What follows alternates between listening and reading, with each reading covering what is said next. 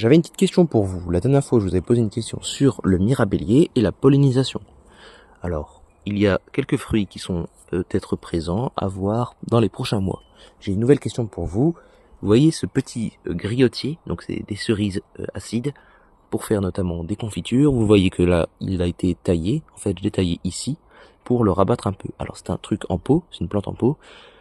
J'ai peut-être fait une erreur, dites-le moi. Alors, vous voyez, ici,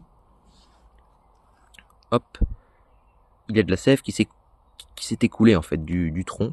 Là, j'ai vraiment peur. J'ai peur pour la reprise de l'arbre. On est quand même mi-avril. Un cerisier, ça débourre tôt. Alors, j'avais des bourgeons floraux. En fait, non, je n'en avais pas. J'ai pas de signe de reprise. J'ai pas de signe de vie. Pourtant, ce cerisier n'a pas été agressé durant l'hiver. Il n'a pas reçu, vous voyez, de choc. Il n'a rien de spécial. On voit même des petits bourgeons. Alors, je ne sais pas du tout si ça pourrait reprendre ce genre de petits bourgeons. Vous voyez. Hop, on en a un autre ici. On en a un autre en dessous.